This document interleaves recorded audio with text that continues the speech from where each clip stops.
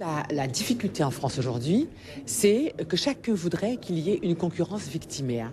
Et c'est ce qu'elle est en train un peu d'alimenter. Le président de la République, bien entendu, le 10 mai, fait un discours où il parle de l'esclavage, mais je crois qu'on n'a pas besoin, lorsque le président de la République s'adresse dans un endroit aussi solennel et aussi chargé d'émotions que parler de la Shoah, on n'a pas besoin de venir dire « et nous, et nous, et nous ».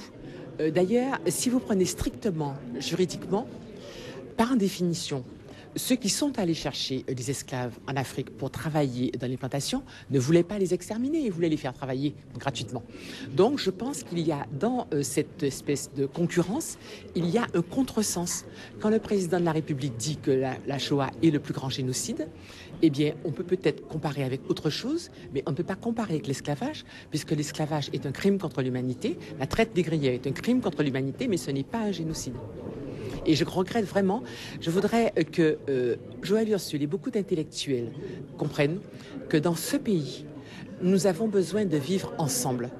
Et que par conséquent, ce n'est pas en entretenant des conflits, en entretenant des haines entre les uns et les autres, que nous arriverons à réussir cela. Et si nous ne parvenons pas à vivre ensemble, eh bien, je crois que, comme disait Martin Luther King, nous sommes condamnés à mourir comme des idiots. Voilà.